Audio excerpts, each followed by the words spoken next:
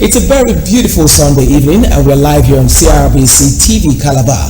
This is Weekend Politics, and my name is Joseph Ian. Now, on Weekend Politics, we give you everything that you should know about politics, the views, opinions. But trust me, it's always top-notch from now till about 8 p.m. I'd like to also inform you that we have so many guests lined up for the show tonight. So we'll do our very best to ensure that we bring them up for them to give us what they want to tell us. First on my list here is already seated beside me is the Chief Press Secretary to His Excellency the Governor, Comrade Nsa Aguiar. Comrade, so good to have you. Good evening. Thank you. Good evening. Good evening, viewers. Welcome to Weekend Politics. Yeah. It's been a while. Okay, so on the first day across the nation, we had second year anniversary for Mr. President, and for some states that had their elections in 2023. Now, Cross River was not left out. We had so much celebrations, commissionings, and all of that. So I'd like you to talk to us about how it was in Calabar here on Thursday, 29th of May. Yeah, thank you, first of all, for having me here, and good evening again, viewers. It's been a very good experience, and Crossriverians can all attest to it from what we were able to put up, what the governor has achieved so far within these 2 years. I mean, he has given confidence, to the general public and to Crossriverians that yes, they made a good choice about who their governor should be, and the governor has not failed in any way. Like he put it himself. In fact, to be quite modest, he just said, look, I think so far we have achieved about 60% of the campaign promises that we made, and that is just a fact. Because if you want to take it from sector by sector, be it from security, which is like paramount, like that, security and welfare. Constitutionally, you see that the welfare and security of citizens come topmost. So if you want to take from security, you will see, you will accept that the fact that the governor has done quite well. He holds regular State Security Council meeting, and if you go the relationship between the government and the security structure in the state, the services in the state, you go to each of those service headquarters, police command, the army, the DSS, the navy, even up to the road safety commission. You go to their secretariat, you see that the whole premises, have taken a facelift. He had to make it a deliberate policy to touch them that season of sweetness, get across to the security operatives in the state, their secretariat. You see that they've given them a facelift in the whole secretariat. The internal roads all are tarred. It's a way of relating and giving confidence to them that, look, this government is serious. As I have given you this, we need you to give us back, by making sure you put in their best for us. Because if the state governor can put in the best for the security structure on formations in the state, I don't think they will have anything against the government. So that has been done, if you want to look at it from that angle. And the structure that we inherited was beefed up, and then we now have what we call Operation Okwok, the joint command operation, and they are doing quite well. The challenges that we had at the initial stage, where you have people staying in Akpabuyo, in Bakassi, investment running out of those areas, you get back there, it's a different story, and you get down to other areas, agriculture, the civil service structure. For many years decades, about 2 decades, so to say, more than that. I think we've not had employment in the state civil service, but he came and lifted the embargo and then ensured that employment was done in the state. So he has done so much in all the sector. If you want to take it one by one, in education, we paid the examination fees for 2 sessions. For the past 2 years, we've paid examination fees for senior secondary school students who are candidates. And we had about 16,000 the first year, almost the same number the second year.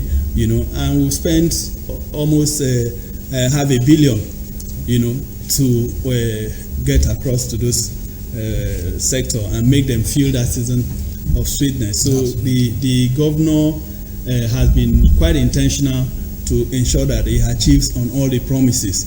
You go to Agric, the first thing we did and a major one at that, is that we ensured that there was soil mapping of the state. And what's the gains of this? When you have that soil mapping, we are able to have that fertility test, so to say, to be able to understand how each soil can produce. Okay. So if you are as we speak, if you are an investor, you can sit in Lagos, Abuja, outside the country, and then interact with any of the top government officials, and then you maybe agree that you want to farm in Akampa or in Biase or in Bekwara, and then they would ask you, okay, maybe log on to the site and then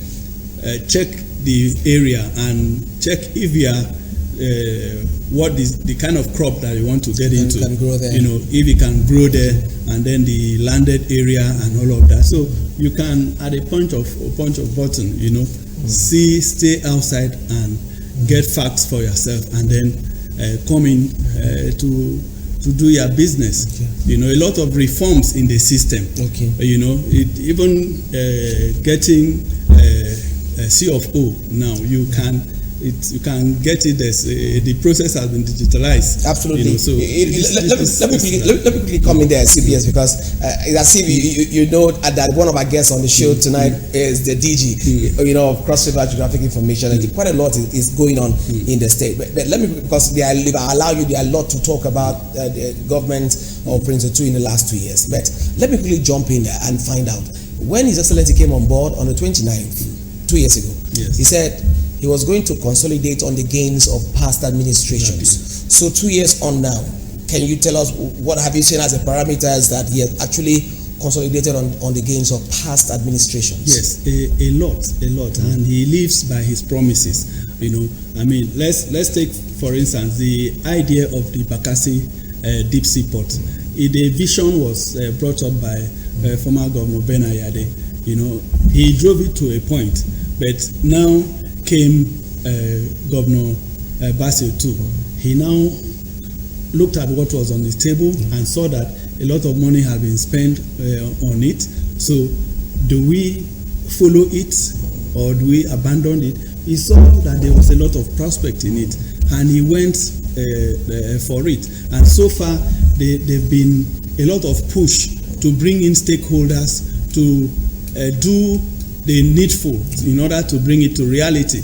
As we speak, we were just rounding up the survey, the Joe survey of the deep sea port, and very soon the next level of construction is going to get beyond, because we are already in partnership with Afrexim Bank, and Afrexim Bank has ensured that they bring in an investment of about $3.5 billion, for investment in that project. So this is one of them. There are other companies that have been inherited, concession to different companies on different interests. The garment factory, the Kalachika, the pharmaceuticals. at least to mention that three for instance. Yeah. Those three, if you go there today, this is evening and Sunday, but let's take it on tomorrow morning. Get there, you will see that a lot of changes is coming in to that place, because the concessionaires, the state government has ensured that the new interests that have that took over the place, they do what they are supposed to do, because the investment of the state was put into that place, and we need it to function for the people to benefit. So the governor has not abandoned those projects. He's trying to ensure that those projects work. Where the concessionaires are not strong enough to push, the state government comes in to meet them halfway, and where they cannot even do anything in spite of the state government backup, we now look at how to maybe even cancel the concession agreement, and then look elsewhere to see that those investment is not a waste. So he is continuing, to ensure that he completes most of the things that he met on ground. He is not, like he often says, he came, he's just drawing a line and move forward, not looking back to say, okay, why did this person do this or that? There is nothing like that. He's just continuing in what he came and met. Look at the library now, for instance. The state library, for over a decade, for about 10 years, nothing was done in it, completely dilapidated, but today it's an international standard you can boast of anywhere. So those few things, for instance, can let you know that this man is not one that comes to say, okay, I want to start my own completely. Let another person not take the glory. He doesn't mind, that he comes to continue from where someone stops. And if you like, the project succeeds and you give the glory to the person that initiated it, he doesn't mind. All that he's interested is let it work and let the people benefit. Absolutely. And let the investment of the state not be wasted. Absolutely. Yes. So in his speech on the 29th, he said the first half is over.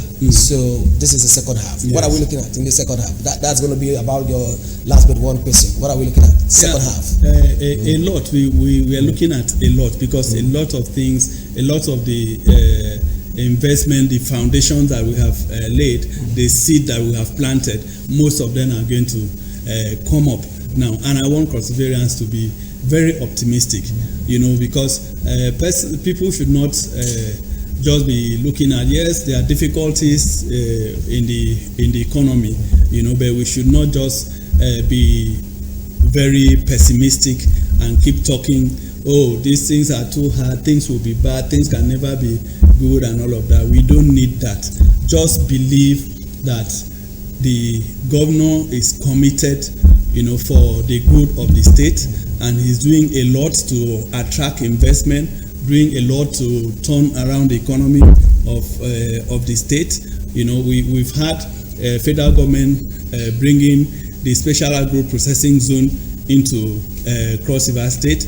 We've had the state government trying to push the Bakassi Deep Sea Port project construction level to stage to start anytime soon. So all of this, when it gets functioning, most of them will start functioning from this second half. It may not likely be completed within the second half, but it will get serious, in terms of the construction stage and the things that needs to be done. So I believe all of this will change the narrative, and people that will get about engaging themselves and getting engaged in what is to be done will benefit. Great. So in 15 seconds, CPS, we'd like you to give your message to Cross Riverians as regards the second year in office to His Excellency. Let's get your parting shot. Yeah. So I want to tell Cross Riverians that they did not make a mistake in any way by electing Senator Prince Bassey Ededetu as the governor of Cross River State. And so far in the past 2 years of the first 2 years of his administration, I'm sure that he has not disappointed any of us, because there are some roads that in rural areas, like within Calabar South, for instance, that you would think that no government would ever think of them, but they have come to see that a governor promised and a governor has fulfilled his promises, and those promises will be done in other places like that. So I want to assure you that keep faith and know that you made the right choice. And like the governor often say, and some of us often say, follow who know God, because who know God knows the road. Absolutely. Comrade Nsa Gill is the Chief Press Secretary to His Excellency the Governor. Thank you very much for your time on the show on Weekend Politics.